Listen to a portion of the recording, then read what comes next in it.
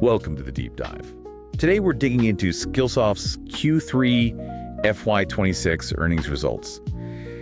They hit the wires after the close on December 10th, and honestly, they've created a bit of a corporate mystery we need to solve. It's a total mystery. I mean, here you have a company that's in the middle of this huge transformation, right? They're pivoting to an AI-driven platform model. And on one hand, they beat earnings expectations. Exactly. But the market's reaction was, well, it was vicious. It turned what looked like a good number into an absolute sell-off. And you could see that volatility play out almost immediately. The stock was up, what, about 2.25% in the aftermarket? Right, on that initial headline beat. But by the next day, it had completely cratered. It fell 21.5%, dropped from 71 all the way down to 605. And that was on massive volume, too, like 6 times the average. It even triggered a trading halt, an LULD pause. Can you just quickly explain what that is for everyone, an LULD pause? Yeah, sure. It stands for limit up, limit down. It's basically the stock market's emergency brake. The stock moves so fast, so violently downwards that the exchange had to pause trading. So a sign of real panic. Oh, absolutely. That's not orderly selling. That's a rush for the exits. It tells you the market found something in that report that just completely terrified them. And that's our mission today, to figure out what that was. Okay, so let's start with the numbers that caused all the confusion in the first place, the good news. Right. So the headline number, adjusted earnings per share, came in at $1.65. The consensus on the street was for $1.26. So a 39-cent beat, that's pretty significant. And that explains that initial pop in the stock price. It does, but, and this is the big but, you have to ask how they got to that adjusted figure. Because the full accounting picture, the GAAP reality, tells a much, much darker story. And that's where the panic started. That's exactly it. You look at the GAAP net loss. And remember, GAAP is just the unvarnished truth. No adjustments. The loss per share just ballooned. It was negative $4.74. Wow. Compared to what it was last year. Last year, in the same quarter, it was a loss of $2.86, so it got substantially worse. So what's driving that enormous gap between the shiny adjusted number and the ugly GAAP reality? It's really 2 things. First, they missed on revenue. Not by a huge amount, but they came in at $129 million against a consensus of about $131.6. So that's a 6% drop year over year. Okay, a miss is a miss. But that doesn't explain a $4 loss. No, it doesn't. The real killer was a massive non-cash charge, a $20.8 million goodwill impairment charge. Let's pause on that. Goodwill impairment charge. Break that down for us. What does that actually mean? But think of it this way. When a company buys another company, they often pay more than the physical assets are worth. That extra amount is called goodwill. Taking an impairment charge means the company is officially admitting on its books that the asset they bought, in this case, the Global Knowledge acquisition, is now worth $20.8 million less than they thought it was. So it's basically a public admission that the acquisition was, at least in part, a failure. It's a confession of a strategic misstep. And when investors saw that, on top of the revenue miss, they just threw the adjusted EPS number out the window and ran. Okay, so that sets the stage. Yeah. Now let's get into the strategy, because management laid out a very clear 2-track story here. Yes, and this is central to everything. Track 1 is the core business. It's stable, it's AI-focused. They call it Talent Development Solutions, or TDS. And track 2? Track 2 is the problem child. It's the legacy business, Global Knowledge, or GK. It's mostly instructor-led training, and it's acting like an anchor on the whole company. So they basically said, hey, our main engine is running great, but we've got this other part of the business that's just dragging us down. And dragging is an understatement. I mean, the numbers here are astonishing. GK is only about 22% of their total revenue. Right. But it was responsible for roughly 73% of the entire company's revenue decline this quarter. Wait, say that again? 73% of the decline came from just 22% of the business. Exactly. It's a stunning concentration of underperformance.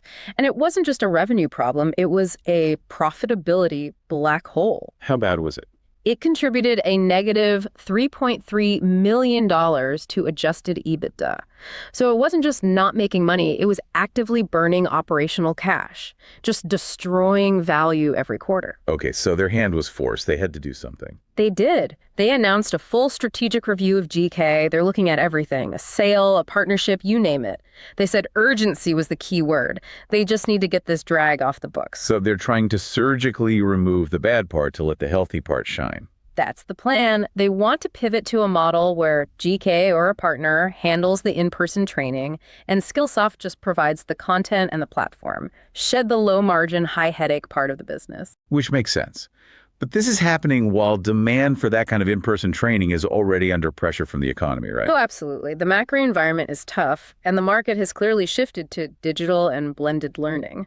So they're trying to get out at a difficult time. Okay, so that's the problem child. Now for the really interesting part, the TDS core, the part of the business that's supposed to be the future. And this is where the story gets much, much better, because that core business is actually showing real signs of life. It's stabilizing, and the AI transformation they keep talking about, it's happening. So where do we see that in the numbers? The key metric for any subscription business is dollar retention rate, or DRR. Right. That tells you if your existing customers are sticking around and spending more. Precisely. And for the whole TDS segment, the LTM, or last 12 months, DRR improved to about 99%. So basically stable. They're holding on to their customers. Yes. But here's the kicker. They're focusing on their biggest enterprise customers, the ones who buy the advanced features, the AI tools. For those customers, the DRR was around 115% in Q3. 115%. So their best customers aren't just staying, they're expanding their spending by 15%. Exactly. That's the proof point. It shows the high-end product is working. It's solving that huge reskilling problem that big companies are facing right now. And AI is at the heart of that, both for their customers and for their own operations. Yes. On the internal side, they said that AI is now supporting more than 50% of their content design and production. That's a huge efficiency driver. And is that translating into actual cost savings? Or is it just a nice talking point for now? No, it's real. They directly tied it to lower headcount and fewer vendor costs. You can see it in their operational expenses. They're using their own AI tools to become more efficient, which, gives them a lot of credibility when they sell that platform to customers. Speaking of the platform, the next-gen version is key to their whole story. When does that go live? They had an early release in September, but the full general availability of the GA is slated for Q1 of FY27. That's the moment they're really building towards. That's when they hope to pivot from just being a content library to being the essential platform king for corporate learning. Okay, so segment 2 recap. A core TDS business that's stable, has high margins, is growing with its best customers, and is leaning hard into AI. It sounds fantastic. It does. So why the 21% stock crash? Because the market couldn't see past the immediate uncertainty and the hit to the cash flow. The single biggest red flag for investors was that management withdrew their full-year consolidated guidance. Oof. Yeah, Wall Street hates uncertainty more than anything. If you can't tell them what you're going to earn, they assume the worst. Exactly. But here's the nuance the panic sellers missed. While they pulled the consolidated guidance, they were very careful to reaffirm the guidance for the core TDS business. So they put a fence around the good part of the company. What did that guidance look like? For the TDS RemainCo, they're still projecting $400 to $410 million in revenue for the full year. Okay. And more importantly, $112 to $116 million in adjusted EBITDA. Which implies what kind of margin? It implies a really strong 28% adjusted EBITDA margin. That is a healthy software business. 28% is very attractive. Yeah. So if the core business is so healthy, the sell-off had to be about cash. It always comes down to cash. It always does. Free cash flow, the actual cash left in the bank. In Q3, it was a negative $23.6 million, a huge burn compared to a positive number last year. And they had to slash the full year outlook. Clashed it. They took it down from a range of 13 to 18 million positive, all the way down to basically 0 to 5 million. That is a massive reset. And the market would see that cash burn and panic. And they did. But management argued that about 3/4 of that Q3 burn was just timing. They had big bills to pay for the strategic review of GK, and at the same time, a big check from the U.S. government got delayed because of the shutdown. So about $6 million in cash receipts just got pushed into the next quarter. Right. They've since collected it. But the damage to the headline number was done.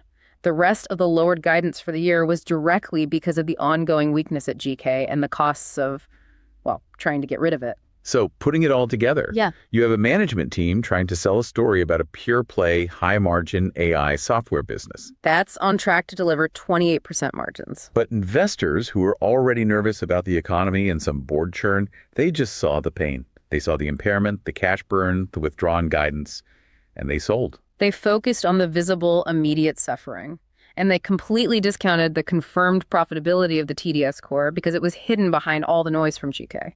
They sold first and decided to ask questions later. Which brings us perfectly to our This Is Not Financial Advices segment. This is where we pitch an outrageous but plausible trade idea based only on what we've heard today. Okay, the thesis is aggressive, but it's simple. You go long Skillsoft on the announcement of a clean divestiture of global knowledge. That is a bold call, buying a stock that just fell 20%. What's the specific rationale? Look, the market is pricing this company like it's a heavily indebted, failing turnaround story. And that's because it's being weighed down by this cash-burning liability, GK. Which management just said they're urgently trying to exit. Urgently. Remember, GK caused 73% of the revenue decline and had negative EBITDA. If you can surgically remove that piece through a sale, a partnership, whatever, the entity that's left over is a stable, high-margin subscription business. The one projecting 28% margins and 115% DRR with its best customers. That's the one. So the bet is that the market drastically overreacted to the Q3 cash flow number, which was mostly a timing issue. A formal announcement about a GK transaction is your near-term catalyst. That news will force the market to re-rate the stock. So you're betting that the turnaround discount disappears overnight? It has to. The remaining TDS business should trade more like other pure-play software companies. The whole goal is to capture that spread between today's distressed price and the real value of that clean 28% margin software business that's currently trapped. A very compelling trade. But it all hinges on management actually getting that deal done and getting it done quickly. Final takeaway is this. Skillsoft's strategy to become an AI-driven platform is working in its core business. You can see it in the margins, you can see it in the DRR.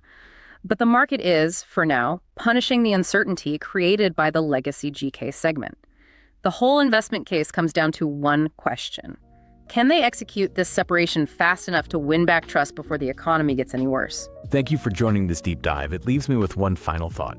Considering Skillsoft is using AI to drive over 50% of its own content efficiency, and we're in this massive generational reskilling moment, what timeline do you think is required for a company to go from just being a content provider to becoming a true platform king with real pricing power? That's something to mull over while we all wait for those Q1 FY27 platform milestones.